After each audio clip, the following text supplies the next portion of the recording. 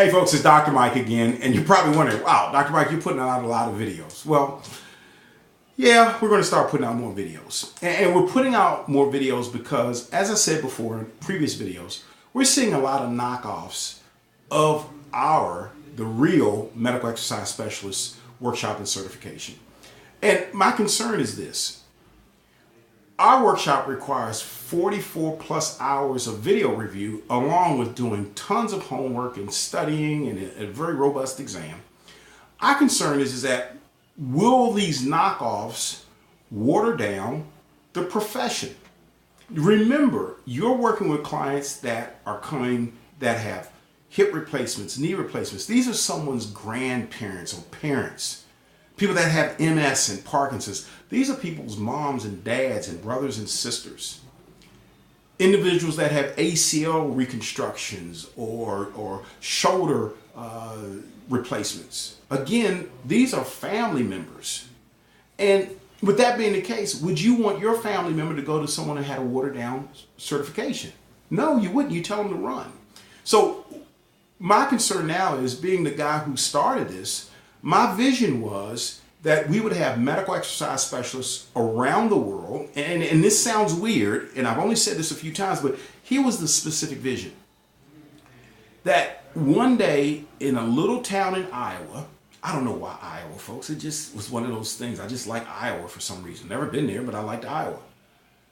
That the chairman of the Department of Orthopedics at a university teaching hospital would go on rounds with his or her residents, and as those residents went on around in the orthopedic ward, they would have the director of physical therapy, maybe the director of social work, because they had to plan discharges for individuals, but they'd also have a medical exercise specialist with them.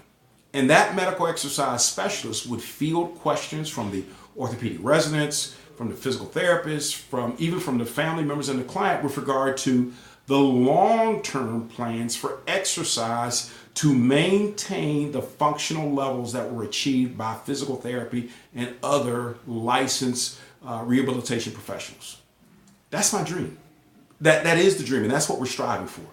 Anything else that's out there, folks, is watered down, and it now causes confusion in the marketplace as well as reduces the outcomes. Folks, you probably learned at this point, doctors, therapists, and chiropractors, they don't care about your title. Clients don't care about your titles. All they care about is, did I get better? Did the person I referred to you, did they get better? So it's as simple as that. So yeah, you're going to see me a lot more on video, because I feel like being the person that had the vision and put all the pieces together, and now we got knockoffs coming around, it's my responsibility now to give more information on business development, practice management, not just exercise, but practice management with regard to managing these individuals, as well as client management, of course. So please, if you would, I hope you don't get tired of me in video, but I'm going to try to give you as much information as I can. So what I have here is, we published a manual, I guess about 2 or 3 years ago, called Medical Exercise Training 101.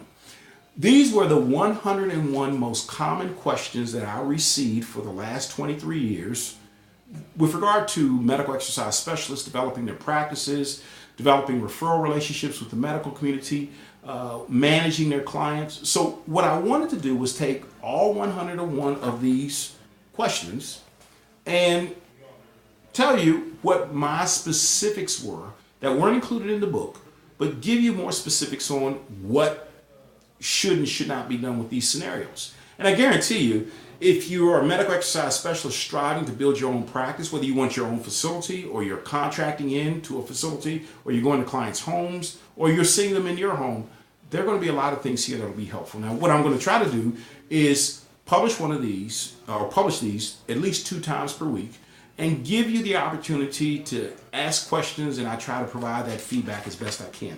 So you can go over to medicalexercisetrainingebook.com and you can order the book. I don't know, it's maybe 100 pages or something like that. And it took me a long time to write this because I wrote it, stuck it in a drawer, the manuscript in a drawer for a couple of years, then pulled it out and cleaned it up. And I was just reluctant about writing it.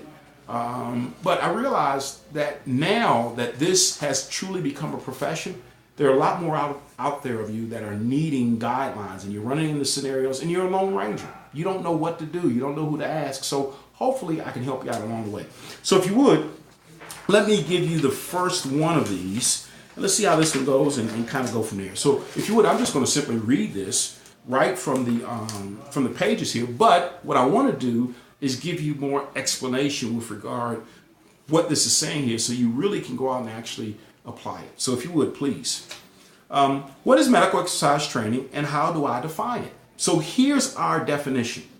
Medical exercise training, or MET, is the development of safe and effective structured protocol-based exercise programming for clients with medical conditions. MET uses strength training, flexibility training, cardiovascular training, aquatic training, balance training, functional conditioning, lifestyle education, and MET assessments to manage clients. METs does not provide any aspect of medical treatment or diagnostic services, nor should it be used to replace the services provided by a licensed medical professional, i.e., physical therapists, massage therapists, dietitians, athletic trainers, chiropractors, nurses, physicians. Will include also physician's assistants. MET is based on the utilization of functional outcome measures to determine the effectiveness of the exercise program. Now, we've got a chart here that shows these functional outcome measures, and I'll actually post this with the blog. And these functional outcome measures, as you can see, are listed here. They include glycosylated hemoglobin, blood pressure, blood glucose, bone density, range of motion, muscle strength testing, functional assessment scales, cholesterol levels, pain scales, anthropometric measures, resting heart rate, and body mass index. FMOs, or functional outcome measures, are universally understood by both the medical community and the fitness industry and can be easily used to determine the improvement in the client's overall level of function. The use of FMOs by medical exercise professionals differentiates them from personal trainers. Personal trainers do not fully address the needs of medical professionals, individuals with medical conditions, or insurance carriers. MET is essential in transitioning clients from healthcare services to independent exercise and wellness programs. So if you would, let me explain what this means. Okay, years ago when we started this post-rehab medical exercise concept, the idea was the client, well, I should say, let me backtrack. The patient that was in my clinic as a physical therapist, I was handing them off directly to you, the medical exercise specialist. So there was a direct transition. That transition occurred right after they were discharged from my service. They went directly to your service, okay? The concept then was post-rehab fitness. And post-rehab, when we look at it now, post-rehab meant the onset of the client's condition, their surgery or their injury, occurred within 365 days of me transitioning them to you. So it was 365 days or less from the time of their surgery, injury, or the onset of their condition. They saw me for acute physical therapy or subacute physical therapy services, then I transferred them on to you. That was the post-rehab client. Well, folks, along the way, something happened we didn't plan on. Suddenly that transition that we thought was going to occur all the time, it got longer and longer. The client now was living in Phoenix. They had the surgery done in Bellingham, Washington. They moved to Phoenix, and the physician that did the surgery had since passed. And they moved to Phoenix 8 years later. And they now were coming into your facility for medical exercise training. You were like, well, I'm sorry, they were coming in for post-rehab fitness. And you were like, well, what? It's years later. So we suddenly realized we needed a new classification. And the new classification was the medical exercise training client. This client now, the onset of their injury, their surgery, or their injury occurred greater than 365 days ago. Greater than 365 days ago, which meant now you had to screen the client, perform the musculoskeletal screening we have in our NEST program. You had to perform that, and if they had any outstanding red flags, that required that you find a physician, therapist, or chiropractor in the community to refer the client to so that you could get a medical clearance. But if the client didn't exhibit any red flags after you had gotten a great medical history and done the screening, then the client was okay to proceed. So we realized then that it's like, wow, this thing has changed. So with the definition of medical exercise training, the development of safe, effective, structured, protocol-based exercise program for clients with medical conditions, you can see the definition now evolved. It evolved now to be more specific, but it took it to a broader context. So it became important now that we looked at this from a global standpoint, or I should say of a more of a holistic standpoint for this client coming into your facility. So notice the terms we use with the definition: safe and effective. Folks, years ago I spoke at an orthopedic conference in Southern California, and it was the American Academy of Orthopedic Surgeons. They had a breakout session, and I had an opportunity to talk about medical exercise and post-rehab fitness programs. Well, we did a survey. We passed out a survey to some 600 orthopedists that were in the room, and we got about 500 back, which was an amazing number. And we asked the orthopedic surgeons what were their concerns about sending their patients out for exercise programs outside of physical therapy. Their biggest concern was, would the program set up by the trainer be safe and effective? Folks, this was actually from the surveys. They wrote this in. Would it be safe and effective? It's a term or a phrase used in the medical community. So medical exercise training is the development of safe and effective, structured, protocol-based exercise programming for clients with medical conditions. Structured meaning there's a structure to it. It isn't today we're going to do this, tomorrow we're going to do that. It's structured. And the protocol-based component means that there is a guideline or a protocol that you can follow, like a roadmap. And let me say this about protocols, utilizing the concept of roadmaps. I have had a great opportunity to drive from Washington, D.C., where I grew up, to California. I've done it a number of times. And going from D.C. to California, you've got three routes. You can go north, take the northern route, which takes you just under the Great Lakes and across the Great Plains, the northern part. You drop down into Nevada, and then you go into California, okay? There's a direct route right across the middle of the country where you go from Washington, D.C., you take 70 and just go straight across the United States. You end up in Nevada again, you go right into California. Then there's the southern route that takes you down through the Carolinas, across Alabama, Mississippi, Texas, takes you through New Mexico, Arizona, and you come up in Southern California. So 3 different routes to California. Okay, you, depending upon the time of year, make the determination which route works best. You don't want to take that northern route between November and March. You're going to get snowed in. You don't want to take that route across country in that same period, but you want to go south. But in the warmer months, you don't want to take that southern route because it's baking hot. Oh no, in the warmer months, you can just say, hey, you know what? I'm going to cut straight across the United States, or I'm going to take that northern route. It's a little cooler. It's a little easier to deal with. To say this, a protocol is like a roadmap. It shows you the start and the finish. It gives you options along the way, where you want, what hotel you want to stay in, what restaurant you want to use. It's up to you to decide what you want along that trip, as long as it gets you to your destination. That's why we say protocol based. You're not just making it up along the way. It's something that's specific, that it has some guidelines to it. And depending upon the equipment you have, the location that you're working with the client within, the client's comorbidities or other things that they have that are going on, you make the determination with regard to the exercises, but there needs to be a protocol. Now, in our medical exercise specialist training series, we have protocols for some 60 conditions. And we're hoping that those of you out there in the field that are medical exercise specialists will come up with additional protocols that are evidence-based, that are based on outcomes, so we can actually expand this. So when you look at this definition, the definition specifically says we're providing an exercise program that's got structure, it's effective, it's protocol-based. Doc, therapist, chiropractor, client, you know exactly what you're getting.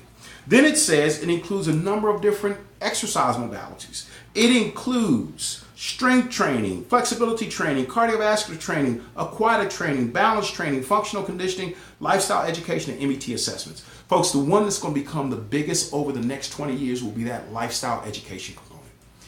Medical professionals don't have time to advise clients on all aspects of lifestyle once they've had the surgery or they have the condition. They're going to need you to help them out. That becomes vitally important. And you've got to assess these clients with the idea of getting a baseline assessment, so you can now have a baseline from which to look at the client's progress. This baseline is based on functional outcome measures I've just talked about earlier, or mentioned earlier. These functional outcome measures are universally understood by the medical community. Glycosylated hemoglobin, blood pressure, functional assessment scales, cholesterol levels. Should your exercise programs, if a client has high cholesterol levels, should the exercise program bring that down? Okay, in conjunction with a good diet? Yeah. Should we see an improvement in the functional assessment scale for a client that's had a total hip replacement if we're using a Harris hip scale? We should see an improvement. The number itself now goes from, say, 6 to 17. Simple. It says the client has made progress. And those functional assessment scales or those functional outcome measures are understood by doctors, therapists, chiropractors, insurance carriers, and even the client. So when we start looking at this idea of what medical exercise training is, it's not just simply personal training on steroids working with clients with medical conditions. It's safe, it's structured, it's protocol based, it has specific outcome measures, it even outlines the modalities you'll use. And one of those modalities is this lifestyle education, and another modality is the assessment that's based on functional outcome measures, or FOMs, that now even the medical community understands, and most importantly, insurance carriers understand. And we've incorporated all of this into our MEST program because we realize we're not training you for 2018, we're training you for 2025 and beyond, when the insurance carrier is going to be paying for this stuff on a regular basis. We've got to get you ready now for the future, not train you for the present, but train you for the future. So forgive me, but if you don't mind, a couple times a week, I'm going to come on with some of these bits and pieces that we have from our manual here, the Medical Exercise Training 101. As I said, you can go over to our website, Medical Exercise Training Ebook, and you can actually order this. And along with this, we're going to develop a membership-based website where we can give you all of the knowledge that we've accumulated over the last 24 years in managing this program and presenting this certification and getting all the information we've gathered from our MESs to help you build a better practice. I think at this point, folks, it really is about helping our MESs now ascend to a higher level, practice at a higher level, collaborate with medical professionals at a higher level, build stronger, more profitable practices. Yeah, we fought in federal court. Yeah, and we beat them up in federal court too. You know who I'm talking about. But I realized this along the way during that trial. Our MESs are some of the best our MESs are the best fitness professionals in the world. And you know what? I'm going to bet on you every time.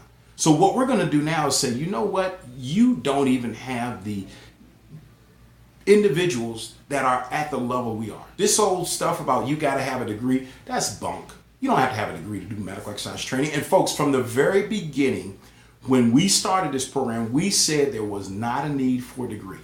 Folks, I've taught in exercise physiology programs and kinesiology programs. And in both instances, I found the curriculums do not train the student to work with the medically based client. You might get a little bit of cardiac rehab. You may take an athletic training course. But folks, we started this program when I was a faculty member at Howard University in Washington. I was teaching in the PT school as well as teaching in the physical education department. We put this program together because we realized there was a huge need. And that need meant that a lot of these physical education students were coming out of school, they had degrees, and they had nothing to do with them. That program did not prepare them for this, nor other programs I've taught in. So this idea of you got to have a degree, no. What is necessary to actually make medical exercise training, and I should say apply it, that's probably a better term, is to get the proper education, be able to apply the information, utilizing case studies in the educational process, and more importantly, making sure that you've got instructors that are clearly explaining you what to do. And after you're done with the education, someone there is a mentor to help you build a practice. So that's our biggest concern now. It's not a matter of competing with the other certifications. We just want to see our MESs at the highest level, producing the greatest outcomes, the most profitable practices, because that's how we grow our profession. Not by multiplying the numbers, by having a cheat course that only certain people can do. You do it by raising the standard, raising the level of education, making the education such that it is comprehensive, it's detailed, and it's challenging. Not by saying, hey, read a book, take an exam. No, doesn't work that way. So if you don't mind, I'm going to show up twice a week with these videos. If you would, we're going to put these out on Facebook and our blog. As I present these items, please, if you would, Leave your comments, ask questions. You can always email me directly at drmike@postrehab.com. And at a later date, probably next couple of weeks, we'll announce our membership-based website that you can join. We'll have an inner circle where we really will help you in detail building your practices. We'll have a business level that will help you with setting up the systems in your practice. We'll have a professional level just to help you with skill development that goes beyond. All these things will go beyond what we have in our MEST program or our Medical Exercise Specialist Training Series. So again, with that, sorry to take up so much time, but I wanted to make sure we get that point across. Now we're dedicated to growing and developing and making this profession greater. There is nothing that we can't do, no condition that we can't work with if we actually establish guidelines, we share information, and we collaborate. We've got to do that. So I'll see you next time. You can email me at drmike@postrehab.com. You can go over to postrehab.com. You'll find a tab there across the top under resources where you can order the ebook. And I think you'll find there are 101 things in here that we found that I think you'll find very interesting. So all the best to you. Sorry for so long on this first video, but I had to get a lot out. So I'll talk to you soon. All the best, folks. Take care. Bye-bye.